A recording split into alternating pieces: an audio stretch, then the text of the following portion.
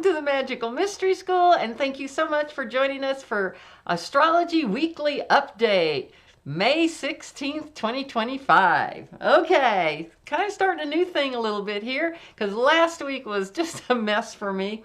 I'm going to blame it on Mercury was squaring my Uranus and opposing my Mars. So I'm going to blame it on that. Mercury rules computers, and it was just, the short went fine. I got it recorded and up on YouTube and everything, no problem. Then, how I always put the short in front of the extended?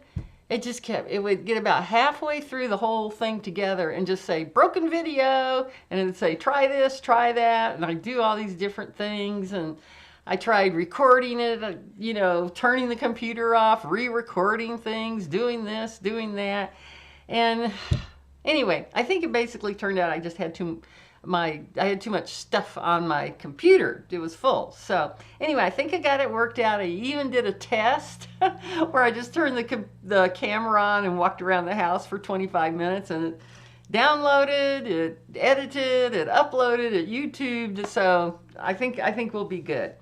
But it has made me think about, I think I'm going to quit doing the shorts for a while. Let me know, if you're going to really miss them or what. I'll still do an introduction at the beginning of the weekly update, but just kind of let people know who are on the go what I'm going to be talking about throughout. And I just wanted to, let me know if you think, if you don't care, if you think, it doesn't matter to me what you do, that I would like to hear that too, to be quite honest. So anyway, because as you guys know, this channel, I'm not so much trying to predict the future as much as I'm trying to really introduce the movement of the planets, and yes, of course, how that affects you, and how you can apply that movement of the planets to your own life, your own chart. And once again, if you have not had your astrology chart done, save up your money. I know it costs probably over $100 to get it done these days, but it's well worth it. It'll get you started, and of course, get your chart. There's plenty of free ones right on the internet. Okay, so I think we'll just dive right in. So I'm going to put you on pause, and we'll come down and look at the wheel. All right, here we go. Okay, so the first thing we're going to go over is the sun is going to make 5 aspects over the next 8 days. So I'm going to talk about those, because I will also want you to keep in mind is that Mercury is right behind the sun. So it is going to be illuminating all these exact same aspects, but the next week. And then the other thing we'll talk about on May 22nd, Venus is going to trine Mars. Woohoo! All right.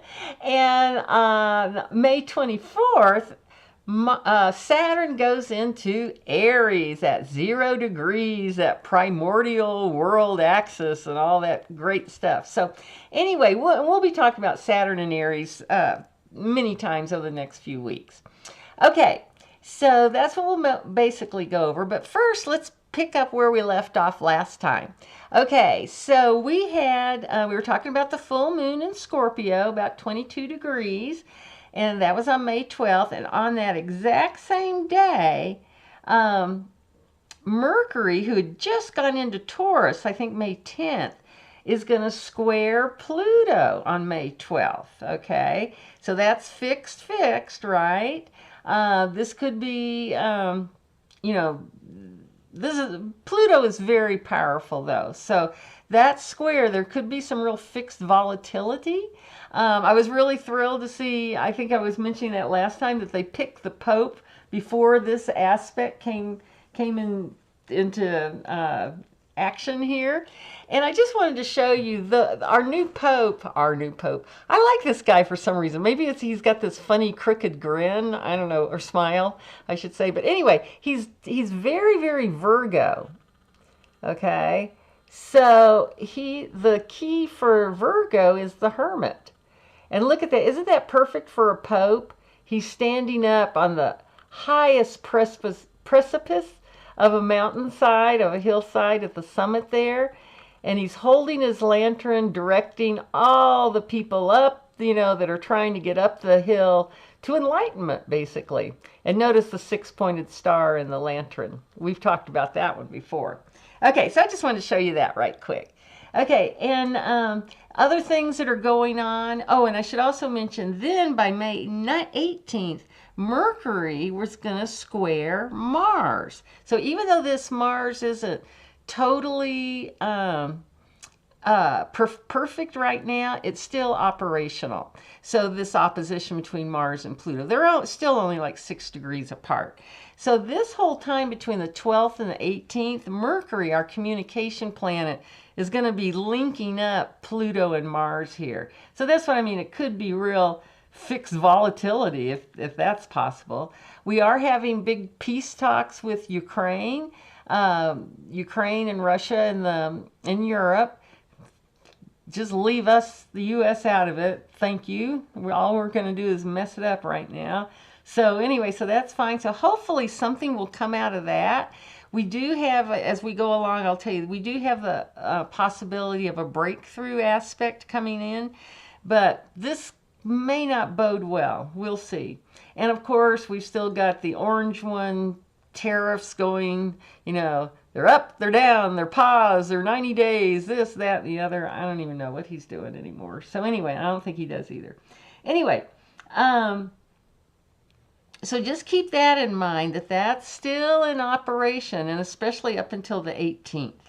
Okay, now the other one that I want to talk about, I was mentioning the sun, and remember the sun is our, you know, it's our star, really. I mean, you know, don't take it for granted just because there's star sign, you know, those horoscopes in the newspaper or whatever by your sun sign.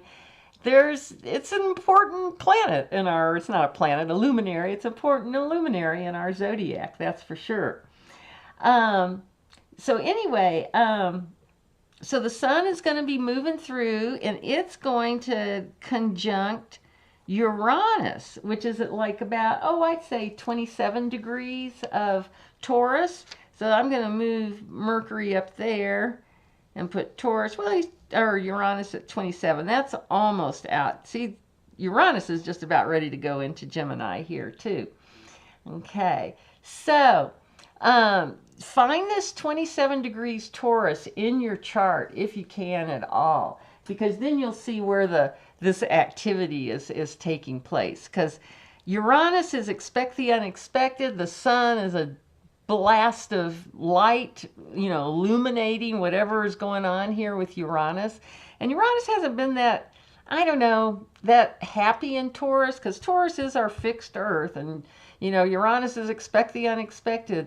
So when this sun comes by to illuminate this Uranus, there is going to be that instability, but there could be those breakthroughs. So that happens on the 17th. And that's the day before Mercury squares Mars. So I don't know if this is going to exasperate this Mercury square Mars and make it even worse, or will we be able to get some, and I'm thinking of the peace talks, will there maybe something good come out of that, some sort of breakthrough?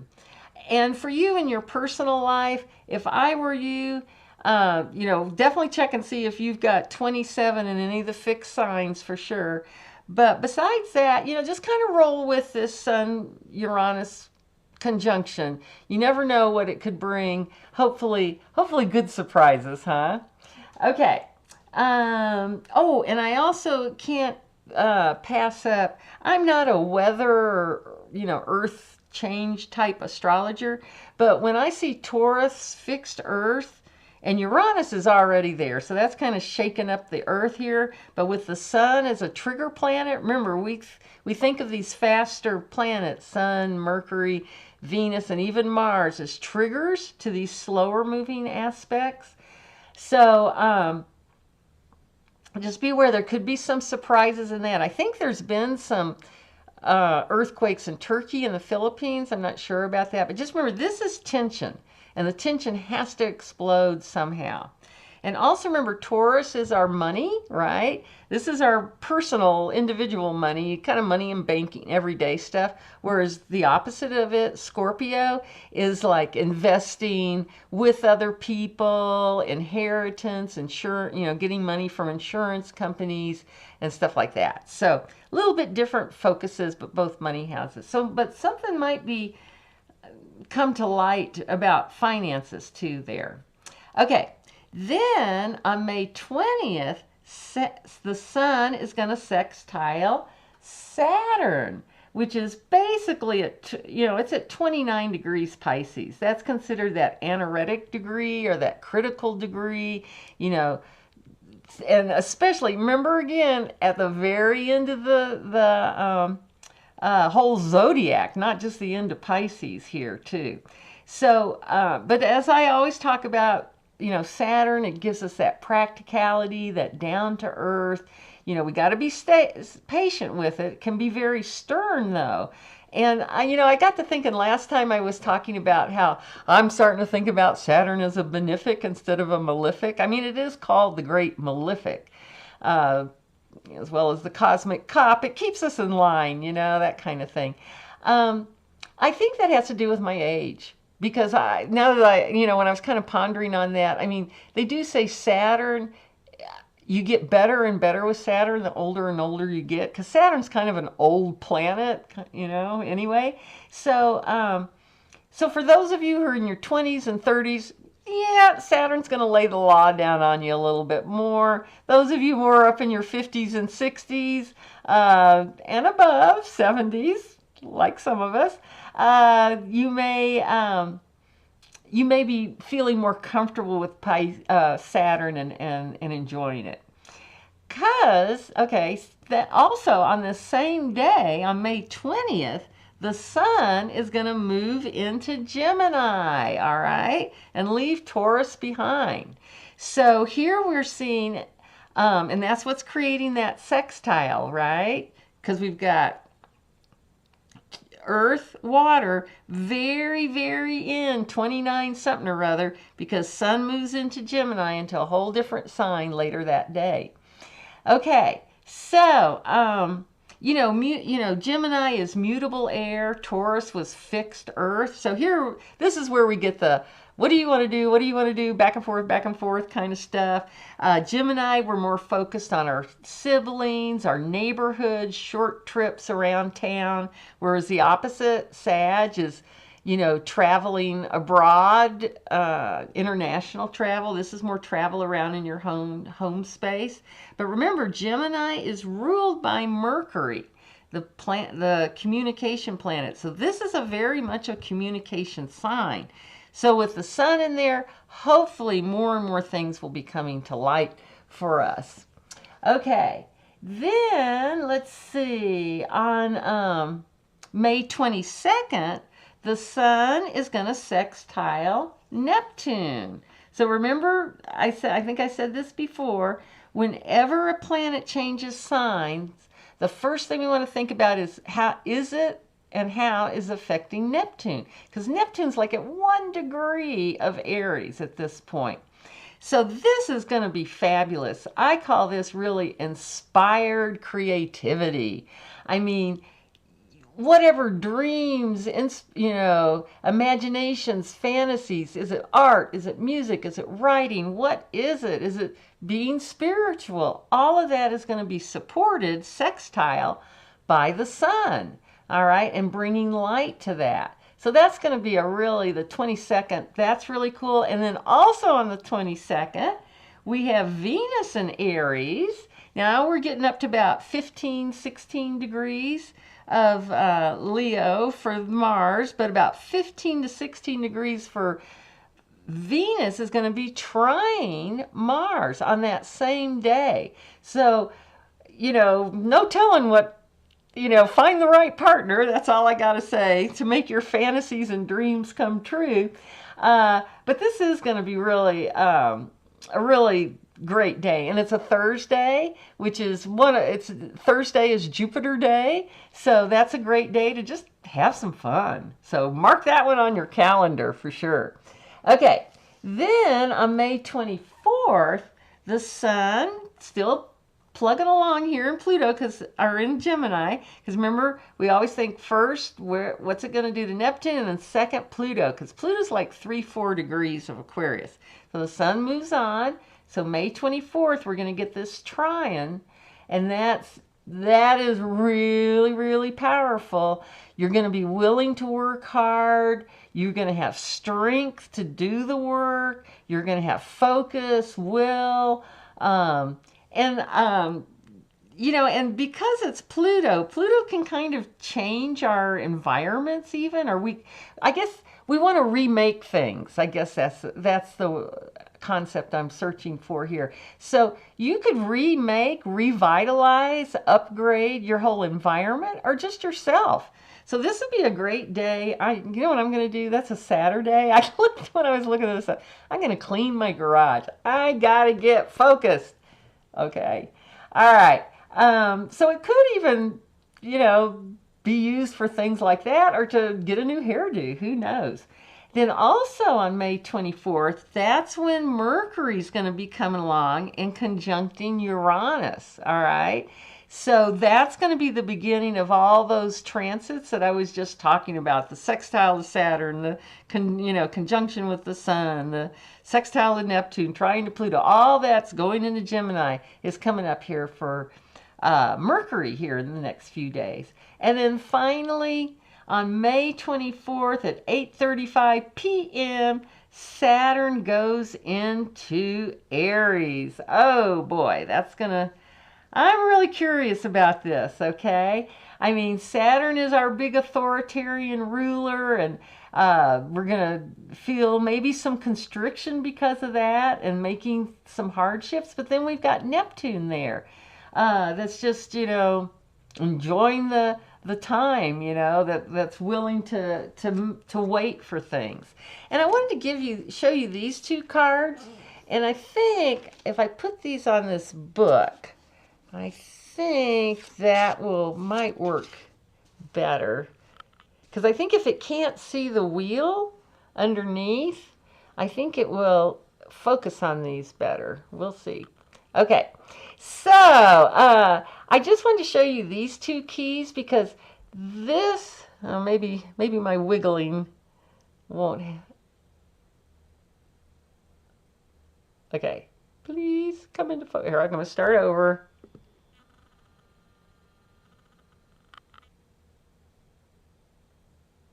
Okay, well, I'm going to continue. Okay, so just notice this is the Saturn key, the world, and it's number 21.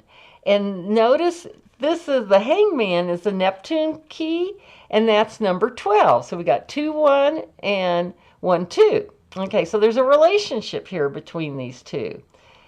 God, I practiced this and it was just fine. Okay, there. Okay, I'm going to try not to move. I did move. It's me moving. Okay. All right. More to learn. All right. So here you can see Saturn is, she's just lighter than air. This 21 is the last key of the major arcana. And she's whirling her wands here. And some even say underneath this scarf, she has masculine equipment going on down there. So I think that's kind of cool. What are those called? Hermaphrodites?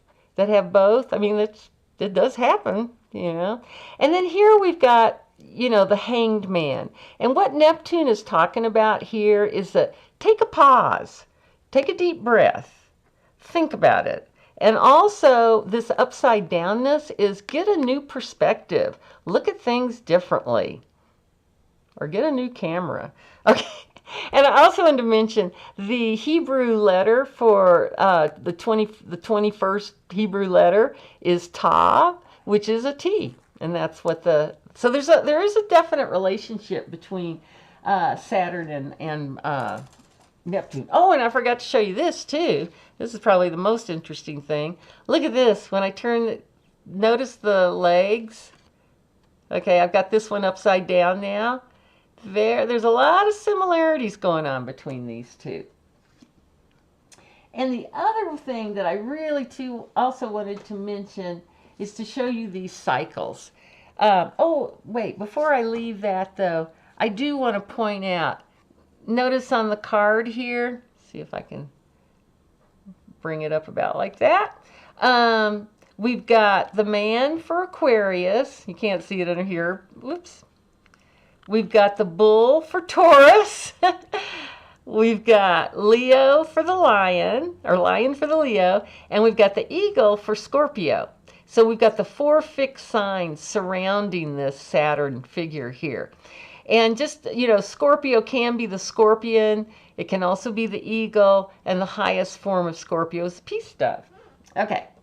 All right. So here's this cycle I wanted to show you guys. And feel free again to take a screenshot of this if you like. Because this is what we're going to be going through till 2026, right? This is all this wobble I've been talking about. So here comes Saturn. May 26th, it goes into Aries at all-powerful primordial 0 degrees. And then on July 13th, it's going to station retrograde at basically 2 degrees Aries. Well, now look here at Neptune. It went into Aries at March 30th, 2025. And then on July 4th, it's going to station retrograde at just a little past 2 degrees. So look at that. That's within, what, 9 days of each other that they station? So, and they're only, you see, Saturn's not going to totally make it all the way to 2 degrees. They're not going to actually conjunct each other this year, but they will in 2026. But close enough. What is that?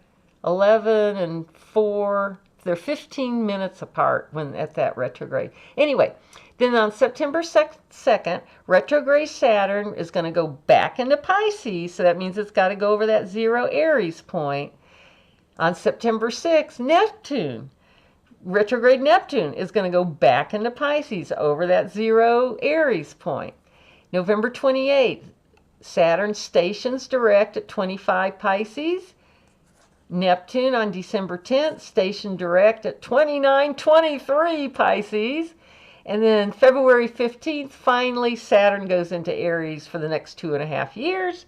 And then January 27th, Neptune goes into Aries for the next 14 years. So feel free to look at that and contemplate that as you, as we'll be looking at that many times here in the over the next few weeks and months, as you can imagine. Okay, so I did want to show you, so that's that, when Saturn and Neptune here, when they actually do go back and forth, you can see how when Saturn retrogrades and goes back into Pisces, it's got to go over that 0 Aries point, and the same for Neptune there. Okay, so I think I've babbled on long enough here. And we will, of course, talk about all this in more detail as the weeks go on. Just remember, think about what your dreams are. What do you really want to manifest? And how are you going to, and how's that, how's Saturn going to help you out with that? Well, there's my bong. So I'm going to say goodbye for now. Just remember, everybody, from there to here, from here to there, funny things are everywhere. Bye. See you next week.